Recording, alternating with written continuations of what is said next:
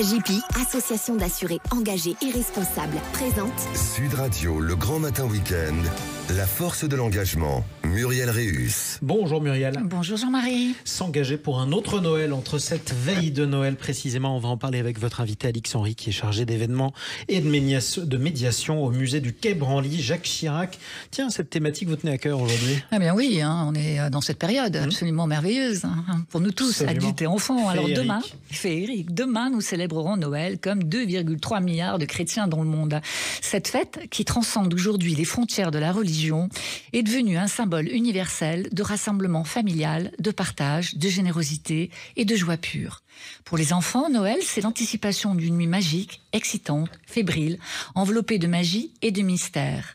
Une nuit où le Père Noël, ce personnage emblématique, né de la légende de Saint Nicolas au IVe siècle, prend vie et redevient ce bonhomme joyeux, jovial, généreux, vêtu de rouge et de blanc, parcourant le ciel dans son traîneau tiré par des rennes et déposant au pied du sapin des cadeaux pour les enfants sages. Mais derrière les lumières scintillantes et les chants joyeux, Noël revêt une autre dimension. C'est aussi une période où notre humanité et notre capacité à tendre la main à autrui sont mises à l'épreuve. Car Noël n'est pas toujours une période de féerie pour tout le monde. Cette fête, lumineuse, festive, féerique peut-être, un moment de solidarité avec des personnes oubliées ou marginalisées pendant cette période. Pensons à ceux qui sont éloignés de leur famille, à ceux qui luttent pour joindre les deux bouts, aux enfants seuls, à nos aînés, qui dans le silence aspirent à un peu de chaleur et de compagnie. Noël, un moment de partage, de cadeaux, certes, mais aussi de temps, d'attention, de gratitude. Soutenir ceux qui espèrent un autre Noël réaffirme les valeurs fondamentales de cet esprit de Noël, l'amour, la solidarité, l'espoir.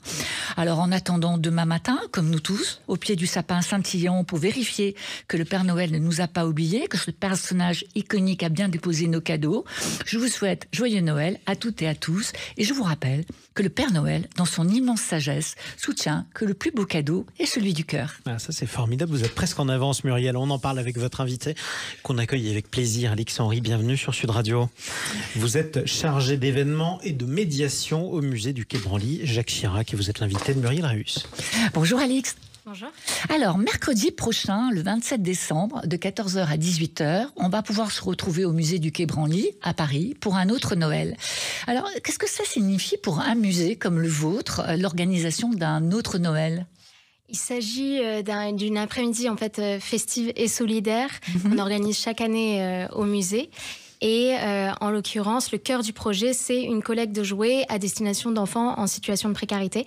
Et en parallèle, on organise un ensemble d'activités gratuites pour les familles qui viennent au musée pour faire un don. Et donc des activités de toutes sortes, des ateliers, spectacles, musique, des contes, des visites. Et l'idée, c'est vraiment de passer tous ensemble en fait un beau moment de partage, de solidarité et aussi de convivialité. Alors cet événement, il existe depuis 17 ans. Quand je me suis replongée dans les annales de cet événement, 17 ans, c'est pas rien, 17 ans, un tel engagement, c'est même assez rare. Comment vous expliquez ce succès ? En effet, le premier événement d'un autre Noël, c'était en 2006, donc c'était vraiment à l'ouverture du musée, et là c'est la 17e édition. C'est un projet qui nous a toujours tenu particulièrement à cœur au musée, parce qu'il promeut des valeurs que nous supportons. Et c'est aussi la raison pour laquelle il nous est jamais venu à l'idée de l'arrêter. On a vraiment, à chaque édition qui était un succès, décidé de le continuer, de le faire perdurer et de l'améliorer au fil des années. Et même pendant la situation du Covid, on a maintenu la collecte alors qu'on ne pouvait pas accueillir nos visiteurs au musée. Alors, les précédentes années, parce que vous collaborez avec des associations, bien sûr, vous récoltez les jouets, mais c'est pas vous qui allez les distribuer. Donc, les années précédentes, vous étiez en collaboration avec le Haut Comité aux réfugiés des Nations Unies. Dans ce cadre-là, les jouets collectés partaient où et ils étaient donnés à qui ? Alors, ils allaient dans des camps de réfugiés à travers le monde, donc un camp de réfugiés différent chaque année. Et c'était Aviation Sans Frontières qui se chargeait en fait du convoyage des jouets. Et ensuite, c'était l'Agence des Nations Unies aux réfugiés qui s'assurait de les distribuer. Donc, on a comme ça investi des camps de réfugiés pendant 13 années consécutives.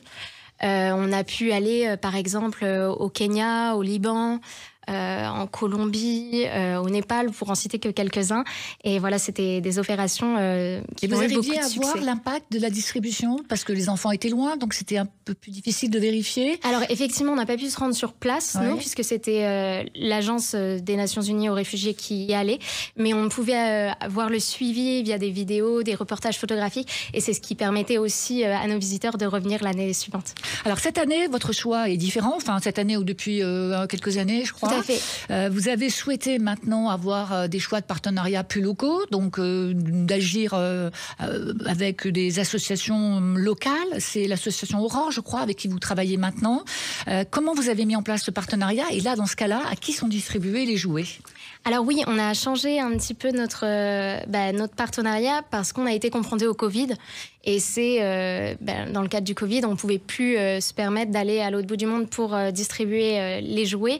Et donc, on s'est rapproché d'associations partenaires pour pouvoir trouver un autre endroit où distribuer les jouets. Et en fait, ça a très bien fonctionné dans un premier temps. Et en plus de cela, le contexte international, il est toujours compliqué. Donc, on s'est dit qu'on allait continuer avec nos associations partenaires, d'autant que c'était un moyen aussi de renforcer les liens qu'on avait autour du musée. Et donc, on collabore cette année avec l'association Aurore. C'est un partenariat assez récent. Et on a choisi Aurore parce que c'était une association qui est très locale, dans la région parisienne. Qui est reconnue d'utilité publique depuis 1895, qui a un vrai impact dans la région parisienne. Et les enfants parisienne. sont donc donnés à des enfants en situation de précarité, Tout qui se à trouvent fait. dans des foyers, c'est ça? Dans des centres d'hébergement d'urgence, en fait, pour des enfants qui sont sans domicile. Et donc, l'ensemble des objets seront distribués dans ces centres à la fin de l'opération, le 27 décembre. Vous en distribuez combien des jouets chaque année? Alors, depuis le début de l'opération, on a récolté 553 cartons. Ouais. Donc, ça correspond à peu près à 30 à 40 cartons par année en moyenne. Il y a combien de jouets dans un carton? Oui. Et donc, justement, on en vient aux jouets. En termes de jouets, ça veut dire à peu près 600 jouets par an. Donc 600 enfants qui, à un moment donné, qui vivent un Noël un peu plus correct que celui qu'ils auraient pu vivre. C'est ça. Et ils ont entre quel âge et quel âge? Enfin, les jouets, c'est des jouets de quoi? De 3 ans, 10 ans C'est des jouets de 0 à 12 ans. En fait, c'est l'âge des enfants qu'on accueille finalement au musée pour donner leurs jouets. Ok, et j'imagine que vous les vérifiez, parce que sinon, on pourrait imaginer qu'on vous donne des jouets en mauvais état, des jouets cassés. Non, vous vérifiez absolument tout. Hein. Complètement, non, ça c'est sûr. Il est hors de question de donner des jouets en mauvais état. On Donc m'a même dit, critère... quand il manque des piles dans un jouet, on demande à ce que les piles soient dans le jouet. C'est ça, les piles, on vérifie les ratures. Donc, et c'est nous qui assurons le tri en fait, à la fin de la collecte pour les donner ensuite à Aurore. Alors, on va parler un petit peu de vous, Alix. Vous avez 24 ans, je le dis parce qu'on ne vous voit pas, donc vous êtes jeune. Vous avez d'abord eu une première expérience dans une grande fondation culturelle et puis vous avez rejoint ce musée des arts extra-européens, c'est comme ça que vous l'appelez, c'est-à-dire les arts et civilisations d'Afrique, d'Asie, d'Océanie et des Amériques. Vous êtes chargé de médiation au sein de ce service. En fait, c'est quoi votre job au quotidien? Concrètement, je m'occupe en fait de tout ce qui est conception et production d'événements ponctuels au musée à destination du grand public. Et donc l'idée, c'est de revisiter un peu l'expérience visiteur en proposant des activités un peu inédites. Et en ce sens, on va organiser par exemple les activités pendant les journées européennes du patrimoine, la fête de la science, des activités en week-end pour les familles ou alors nos soirées pour les jeunes. Et bien sûr, un autre Noël. Mais vous vouliez un job avec un impact social, non? Ah oui, c'était vraiment quelque chose d'important pour moi. En fait, j'ai toujours été passionnée par l'art et finalement, c'est... Dans la culture, la médiation culturelle, c'est ce dans quoi j'ai trouvé le plus de sens, en fait, puisqu'il s'agissait de rendre la culture et l'art plus accessibles au grand public. Et c'est vrai que le musée du Quai Branly Jacques Chirac, il est très orienté vers son public et il est mu par ce désir d'inclusivité. En fait, ce sont des événements ouverts à tous. Alors, dans cette opération d'un autre Noël, il y a quelque chose que je trouve assez formidable. C'est vrai qu'il y a cette distribution, cette grande collecte de jouets, cette distribution des jouets aux enfants défavorisés, mais il y a aussi ce partage avec les familles qui vont venir donner les jouets. Il y a ce désir de rendre heureux les enfants défavorisés, mais il y a aussi cette notion d'échange. Et je crois que cette notion d'échange, elle vous tient très à cœur. Oui, c'est vraiment... Enfin, nous, l'opération, on la considère comme un échange à la fois matériel et culturel. L'idée, c'est de venir pour faire un don, mais pas que. Les enfants, ensuite, ils vont découvrir, expérimenter d'autres lieux, d'autres cultures, et donc repartir avec un petit objet qu'ils auront créé pendant nos ateliers ou un petit symbole de ce moment passé au musée. Et donc, tout au long de l'après-midi, il y a une programmation assez riche et variée pour que tous les enfants, quel que soit leur âge, en fait, ils puissent participer à un atelier, découvrir une culture différente. Parlez-moi un peu de cette programmation. Alors, parce que cette année, vous avez choisi le thème de la couleur, je crois. Oui, c'est ça. Voilà, donc c'est un Noël festif sous le thème de la couleur et la programmation. Parlez-moi de cette programmation. Alors, la programmation, on a déjà nos ateliers qui sont très importants. On a des ateliers pour les plus jeunes. Donc, par exemple, on a un atelier autour des toupies kavicha du Groenland pour les 3-5 ans. On a aussi un atelier pour les un peu plus grands, pour les plus de 6 ans, qui va être plus orienté sur le Mexique et les fleurs mexicaines. On aura un atelier autour du tissu wax et la découverte des différentes techniques de teinture. Et enfin, pour les un peu plus grands, les plus de 9 ans, on a un atelier pour découvrir la technique japonaise du shibori. Et donc, ils pourront expérimenter eux-mêmes la teinture et comprendre la manière dont les colorants naturels fonctionnent sur le tissu. Donc ça, ce sont nos ateliers. Et ensuite, on a tout un pan de programmation diverses et variées. Donc par exemple, on a une initiation à la danse. On fait venir une compagnie de danse afro antillaise. On va avoir un grand spectacle de clôture qui sera un bal participatif. Et on a plein d'autres activités comme des contes, des visites. Voilà, et plein de surprises tout au long de l'après-midi. Plein d'activités liées à une découverte d'une culture et d'un pays.